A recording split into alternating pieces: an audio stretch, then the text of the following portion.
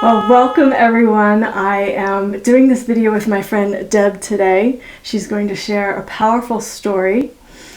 And I brought her into this video because if you've been watching, you know how when I channel Prime Creator, you can feel that energy. And when I spoke with Deb for the first time, I felt that energy. And so I wanted to share her with you. So enjoy.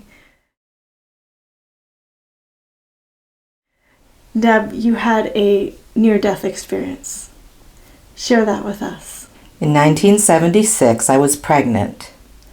I went to the hospital to deliver, and I was in 24 hours of labor because I could not deliver normally. And they broke my water, and after 24 hours of intense labor, they decided to do a C-section. And they did the C-section, and I was starting to recover in the recovery room.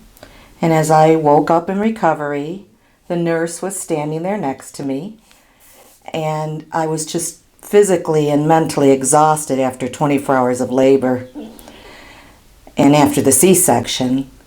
And I said to her, "Oh, did I deliver yet?" And she jokingly, unbeknownst to my knowledge, I didn't know she was joking, she said, "No, honey, not yet. You got a long ways to go." Something to that effect. And as soon as she said that, I passed out and went into a coma. And I was in this coma for quite some time. And then I came out of the coma, and they connected me to a big suction machine, which was on the wall. It was about 3 feet wide and about maybe 2.5 or 3 feet long. And there was this big suction machine on the wall. And coming from this machine was a long tube. And at the end of the tube was a ball of mercury. And they had put this up my nose, down my throat, into my small intestine. And the reason they had to do this, they explained to me, was after doing the C-section, they could not do another surgery. They needed to do another surgery. I had a bowel obstruction.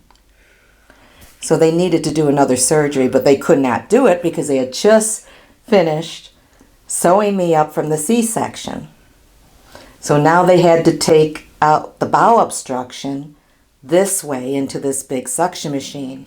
And this was in intensive care. And it was very painful. It was probably the most painful experience in my life. And I was dying. More than giving birth. Oh, much more. Much more than giving birth. And I was dying, and I was surrounded, my hospital bed was surrounded by doctors and nurses who were patting the sweat off of my forehead. I'm sweating just thinking about it right now and talking about it. But they were patting the sweat off of my forehead and my body and trying to keep me alive through this process. And it's all I could hear in the excruciating pain that I was in were the doctors and the nurses saying, "We're losing her." And I had two doctors. Dr. Sadat was the surgeon, and Dr. Bott was my doctor throughout my entire pregnancy, and he was the doctor that delivered the baby. Well, at this point, like I said earlier, I still did not know that I had given birth. So here I am dying in intensive care. So Dr. Sadat was saying, "Let her go," to Dr. Bott, and Dr. Bott was saying, "No, I think I can save her." So Dr. Bott came over to me and put paddles. I just remember him putting paddles on my chest. And then he had done this a few times, and Dr. Sadat was saying, "You've done enough, let her go." Well, Dr. Bott would not give up. He kept going. And as he went to put the paddles on another time, I had died and left my body. And that's when I recall it vividly. My spirit came out of my body, which was lying there on the bed, and it went up to the ceiling. Can I ask, did it Sure. come through your head? Did it come out of your heart? Do you remember? I just remember spirit moving up, up and out, completely out. And then I was hovering like this over my body, between the ceiling and my body, just hovering and looking down at my body and looking down at Dr. Bott, who had the paddles right on my chest. So I was in total euphoria because there was no pain at all. Absolutely no pain. It was the most beautiful experience that I've ever had in my entire life. It was so beautiful. And in pain-free, total euphoria, mentally and physically.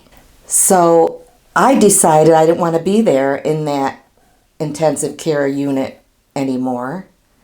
And I decided that I liked that feeling of flying around and totally pain-free out of that body that I was looking down at. So I decided to just go through the ceiling of the intensive care unit. And I went, my spiritual body just went right through at ease. I could feel myself going through, but it was very easy to go through the roof of the ceiling. And once I went through the roof of the ceiling of the room, then I went through the roof of the roof of the hospital. So now I'm looking down at the entire hospital building, and I was out in the sky looking downward.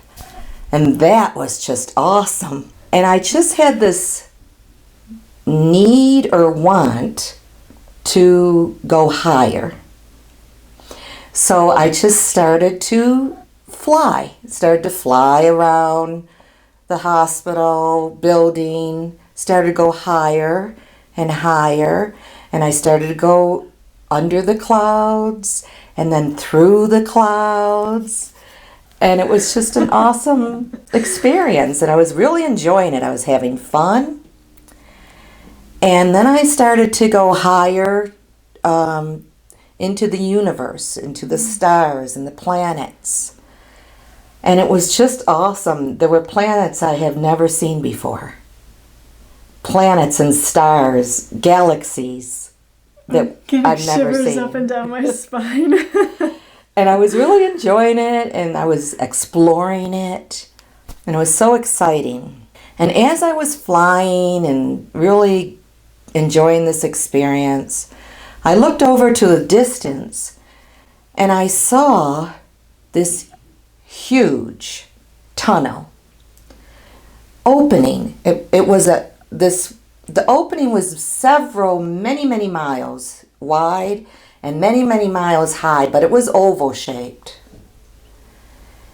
And I just looked like a little pea in front of this huge opening of this long tunnel. The tunnel had a very wide opening, but then it started to narrow like that, and it started to turn, and it almost went into a up again, and then there was this like a tail end of it, and then there was this bright shining light at the very end of this tunnel, and I was drawn to it. I was drawn to want to go in there.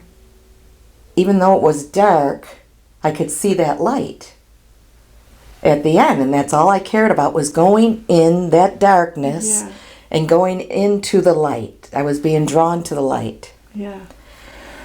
So that's what I did. I entered into the tunnel, and the feeling was more, it was like flying, but at the same time, it was like swimming in thin air too. So it was like a combination of flying and swimming. And it was beautiful, exciting, fun. And I was so happy to be going toward the light. To be with the light was my need, my want, my goal. So I started swimming in this very dark, huge tunnel toward the light. I just couldn't wait to get there. And here I am so excited, so I'm trying to fly a little bit faster to get there. And I was about halfway there. And halfway there, suddenly, I hear a voice coming from the light. And the voice, it was a sound. A voice, a sound. It was in English. It was in my language. And it said to me, "Go back, it's not your time."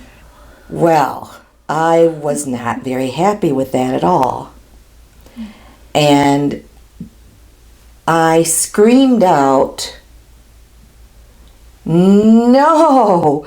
And as I'm screaming out the word "no," I could hear it echoing through this incredible tunnel. An echo I had never heard before. A sound of an echo I had never heard before. It was almost penetrating. It was so loud and echoing. And I was screaming no. And at the same time that I was screaming no, because I'm going to fight that order that entity just gave me. Who do you think And I that started was? fighting it. The light. It was a light. It was a power. Was it It God? was a God that I have never known before. A powerful God. A light. It spoke. It had a voice. But that was all I could see, was this powerful light that had voice and sound and energy. And when it said no, I said no, because it was telling me it's not your time, go back. I just tried harder. And I started swimming up this incredible current, but it was more like a wind. It was like a breath of an almighty power, a breath of like a tornado, like a hurricane of wind coming at me. And the harder I tried to go toward it, the harder it pushed me back. And the power was so strong and enormous that it just took over my entire body, spiritual body, totally. And I could see my eyelids being blown back and my eyelashes and my hair being blown back and my face, the skin on my face. And it was like being in a big hurricane, a tornado. So no matter how hard I tried, it just pushed me, and it even tossed me around as it was pushing me back. And I was very unhappy that it was making me go back against my will. Yeah. So I felt powerless at that time. And this wonderful experience started to go backwards, unfolding back to where I was coming from. And it pushed me right out of the tunnel completely. And this happened very quickly. Out of the tunnel, back into the universe, hovering above the clouds, quickly down through the clouds, into the sky above the hospital building, right into the roof of the hospital building, down into the roof of my intensive care room. And there I was again, for an instant, hovering over my body, looking down at it, resisting this push that was pushing me back in it. And like I said, I couldn't resist. And I ended up back into my body, coming down into it, and then out in the body, in the physical. And I was very, very unhappy. It was the most painful experience. The pain was worse than even when I left the body. And of course I was very angry. So I woke up swearing, swearing at the doctors, swearing at the nurses, very, very angry to be there. And I didn't understand why I was there. And I just remember the paddles coming off, Dr. Bott being relieved that he had saved me, Dr. Sadat being totally shocked that Dr. Bott had saved me. And the nurses and the doctors once again patting the sweat off of me and helping me come back. Well, I remember them giving me medication, so I remember passing out from the medication at that point. Well, then later on, I remember coming to. And when I came to, I was still very angry and upset that I had to come back into this body and into that experience. And then the nurse comes in the room and she says, "Congratulations." She says, "You have a baby boy, 7 pounds, 8 ounces. So I was kind of shocked because the only thing I remembered was not having the baby, being told that I had not delivered yet. So I was kind of shocked, and she says, "Yes, and he's 2 weeks old." Wow. So I was in this ordeal, this coma, in and out for 2 weeks. And I didn't even know it until she had informed me of that. And when she said, "Do you want to meet your baby? He's 2 weeks old," I said, of course. So she went back, got the baby, and brought him into the room. And there was this big baby boy, 2 weeks old. And he was just so adorable. He was give just you a reason bouncing. to be here. And then I knew. And then I knew right then and there. No wonder I had to come back. Yeah. This was the reason I had to come back. So it was just an incredible experience. I'll never forget it. It's amazing, Deb. Thank you for sharing your story with You're us. welcome. And I remember one of the first things you said when we were introducing ourselves in that women's circle Yes. was, "I'm so happy to be here." Yes. And it was at a time where I was like, "Oh, can we get on with it already? I'm ready to be with the light." Yeah. And when you said that, it filled me up. It was like, and this was before I even knew about her story. It filled me up and it gave me this energy like, yes, we are blessed to be here at this time. We are blessed to be alive. We're blessed to be in physical bodies on planet Earth. Yes. Lots of souls want that, and we're here. We're doing it. So we have lots to be grateful for. So just those few words gave me back my perspective, and so I'm grateful for that. So thank you. You're welcome. And since then, my son is fully grown now, and he has children of his own. And since then, I've had this passion, and I said this at the Women's Day meeting, I have this passion for peace. Yeah. And I've always had this passion for peace since then. And what I've discovered along my way as I've been searching for this passion for peace is that peace is from within. Yeah. It comes from within us. And we are messengers of peace. And that's why we're here, to be messengers of peace. Because it's such a powerful thing within each and every one of us. It's a gift. And it's all we have to do is be a messenger of it, to deliver it. And if we all did that, there would be complete peace on this earth. Well spoken. The same type of peace that we experience in the afterlife. It's possible to have that here. So I'm happy to be here, and I'm happy to do this interview for you. I don't think I need to say anything else. I'm going to leave you with her words. Much love, everyone. I'll see you in the next video. Peace.